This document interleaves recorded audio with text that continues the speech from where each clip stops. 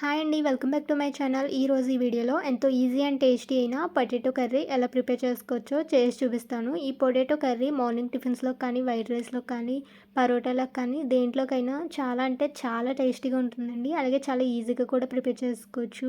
ఇక ఆలస్యం చేయకుండా పొటాటో కర్రీ తయారీ విధానం చూసేద్దాం.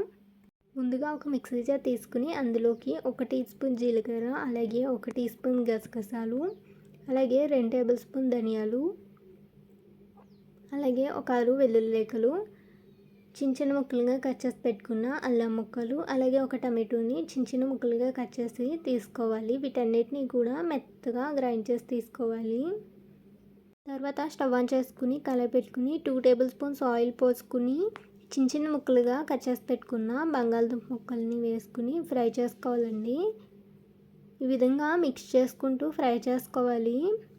ఒక 5 మినిట్స్ పాటు ఫ్రై చేసుకోవాలి. చూసారు కదా, ఈ విధంగా కొద్దిగా కలర్ చేంజ్ అయిన తర్వాత వేరే ప్లేట్లోకి తీసుకుని వీటిని పక్కన పెట్టుకోవాలి.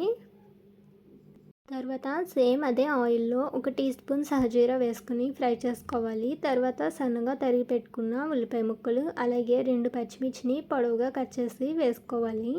వీటిని లైట్ బ్రౌన్ కలర్ వచ్చేంత వరకు ఫ్రై చేసుకోవాలి. ఈ విధంగా ఫ్రై చేసుకున్న తర్వాత మనం ముందుగా గ్రైండ్ చేసి పెట్టుకున్న పేస్ట్ని ఇందులోకి యాడ్ చేసుకోవాలి. మొత్తం మసాలా పేస్ట్ అంతా కూడా బాగా ఫ్రై చేసుకున్న తర్వాత ముందుగా ఫ్రై చేసి పెట్టుకున్న బంగాళదుంప ముక్కలను కూడా ఇందులోకి యాడ్ చేసుకుని తర్వాత ఇందులోకి చిటికెడు పసుపు, అలాగే మీ టేస్ట్కి సరిపడగా కారం కూడా యాడ్ చేసుకోవాలి. అలాగే ఇందులోకి 1 టీ స్పూన్ గరం మసాలా కూడా యాడ్ చేసుకుని మీ టేస్ట్కి సరిపడగా సాల్ట్ కూడా యాడ్ చేసుకుని అంతా కూడా బాగా మిక్స్ చేసుకోవాలి. ఈ విధంగా బాగా మిక్స్ చేసుకున్న తర్వాత ఇందులోకి కొద్దిగా వాటర్ యాడ్ చేసుకుని ఒకసారి అంతా కూడా మళ్ళీ బాగా మిక్స్ చేసుకోవాలి. అంతా కూడా బాగా మిక్స్ చేసుకున్న తర్వాత ఇందులోకి సన్నగా తరిగి పెట్టుకున్న కొత్తిమీర యాడ్ చేసుకుని ఒకసారి అంతా కూడా మళ్ళీ బాగా మిక్స్ చేసుకుని తర్వాత దీని మీద మూత పెట్టుకుని ఒక 5 మినిట్స్ పాటు ఉడికించుకోవాలి.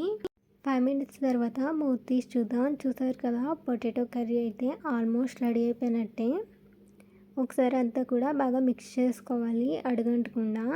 చూస్తుంటేనే నోట్లో నీళ్ళు ఊరుతున్నాయి కదా. ఈ పొటాటో కర్రీ లైక్ చేయని వారు ఎవరైనా ఉంటారా ఫ్రెండ్స్? సో ఫ్రెండ్స్, ఒకసారి ఈ ప్రాసెస్లో పొటాటో కర్రీ అయితే మీరు కూడా తప్పకుండా ట్రై చేసి చూడండి. చాలా ఈజీ ప్రాసెస్, అలాగే చాలా టేస్టీగా కూడా ఉంటుంది. పరోటాలోకి కానీ, వైట్ రైస్లోకి కానీ, పూరీలోకి కానీ దేంట్లోకైనా సరే ఈ పొటాటో కర్రీ అయితే చాలా అంటే చాలా బాగుంటుంది. పిల్లలు కూడా చాలా లైక్ చేస్తారు. అలాగే మార్నింగ్ పిల్లల లంచ్ బాక్స్లోకి చాలా ఫాస్ట్గా ప్రిపేర్ చేసేయచ్చు.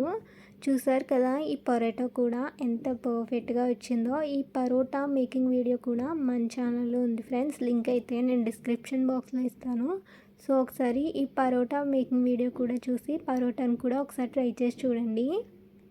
సో అంతే ఫ్రెండ్స్, ఎంతో ఈజీ అండ్ టేస్టీ అయిన పొటాటో కర్రీ అయితే రెడీ అయిపోయినట్టే. సో ఫ్రెండ్స్, ఒకసారి మీరు కూడా ఈ ప్రాసెస్లో పొటాటో కర్రీని ట్రై చేసి చూడండి. ట్రై చేశాక నచ్చిందో లేదో వీలైతే నాకు కామెంట్ చేసి చెప్పండి. అలాగే లైక్ చేసి మీ ఫ్రెండ్స్కి, ఫ్యామిలీ మెంబర్స్కి కూడా షేర్ చేయండి. ఇలాంటి మరిన్ని రెసిపీస్ కోసం మన ఛానల్ని సబ్స్క్రైబ్ చేసుకోవడం మర్చిపోకండి. ఇంకొక మంచి రెసిపీతో మళ్ళీ కలుద్దాం. Thank you for watching.